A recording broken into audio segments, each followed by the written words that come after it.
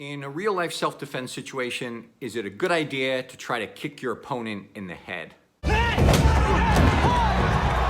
If you've watched any movies or TV shows, you know that kicks to the head are very popular. But do they really work in the real world? First, let's take a look at some MMA matches to see what head kicks really do.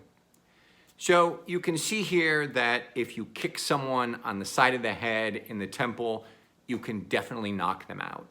It's important to know that your legs have a lot more power behind them, a lot more muscle, and a lot more mass in general than your arms. So if you connect with someone in the temple, there's a good chance they're going to go down.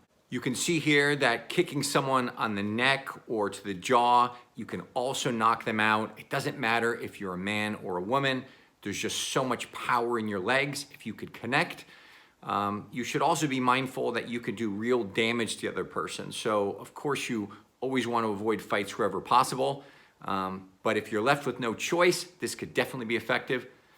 One of my favorite kicks is just a front kick straight up under the chin. It's another great way to knock someone out. Sometimes if they're more of a boxer and they have their hands up, they don't expect a kick to come right through the middle, right in between their hands. And here you can see again, it's just another hard kick right to the side of someone's head. It doesn't even matter exactly where you hit them. I've seen lots of videos where you kick someone in the jaw or the neck or the temple or behind the ear.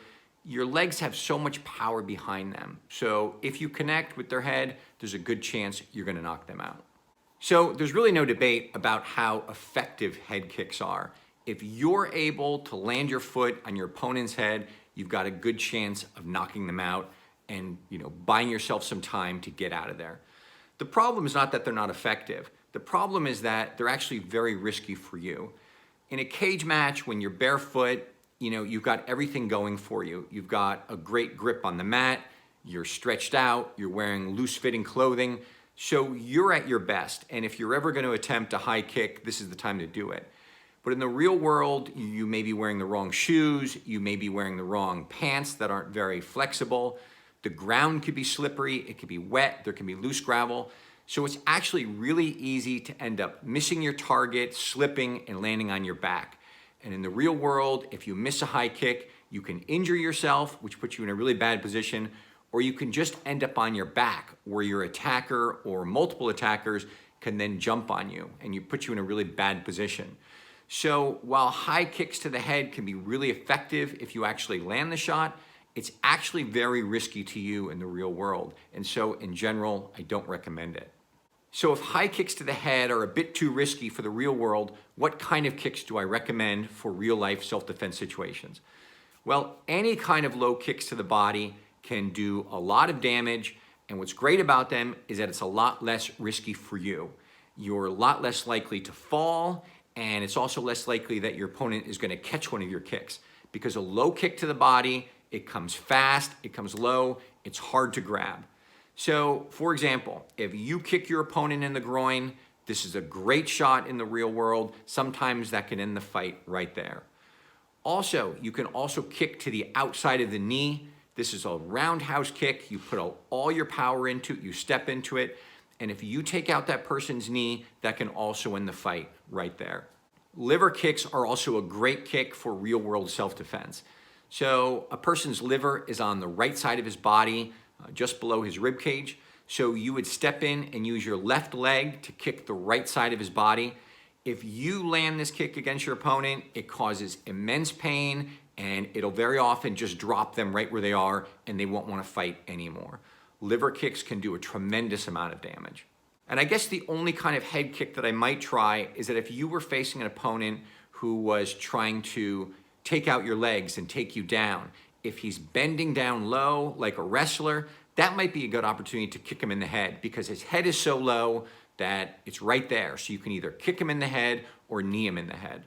The other exception would be if your opponent is kneeling on the ground and you're standing up. Now you have to be careful because if you kick someone who's already down on the ground, it makes it harder for you to claim self-defense. But in a real fight, just because you get someone on the ground, it doesn't mean that the fight's over. They may get back up and attack you. They may get back up with a weapon. So you have to be mindful of removing the threat without going too far. And that becomes a judgment call. And there's no right or wrong answer for this. You just need to be mindful that if a jury decided that this person no longer represented a threat to you and you still attack them with a punch or a kick, then you could get in trouble for that. But a kick to someone who's on the ground can be very effective, and you have to be very wary of this if it happens to you. So in this case, the fighter was just kind of taking a breath. I don't know what he was doing, resting, and his opponent just came up and whacked him right in the head, and he was done. When you're on the ground or when you're kneeling, you're very vulnerable to getting kneed in the head or kicked in the head. The last thing I'll say about kicking in a real fight is that if you ever find yourself on the ground, that's a great time to use kicks. You have to remember that your legs are always going to be stronger than your arms.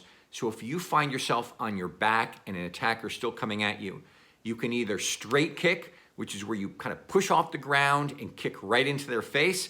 You can knock someone out that way. You can also use something called an axe kick. And this is commonly done if you're on the ground and someone grabs one or both of your legs and they're trying to drag you somewhere. If you can get one of your legs free, you can lift that leg high and then drop that kick down right on their face. And you kick with the heel of your foot. And because that has your body weight behind it, that can also do a lot of damage. And finally, it's possible that if you're on the ground and someone is trying to circle you to find a way to get around your legs and get on top of you, that you can actually just do a roundhouse kick right to their head. This isn't easy to do, but you have to remember that just because you're on the ground, it doesn't mean that your kicks aren't available to you. So whether you use a straight kick or an axe kick, or you're able to manage a roundhouse kick, either to their knee or to their head, this can be a really good way for you to help get yourself up off the ground.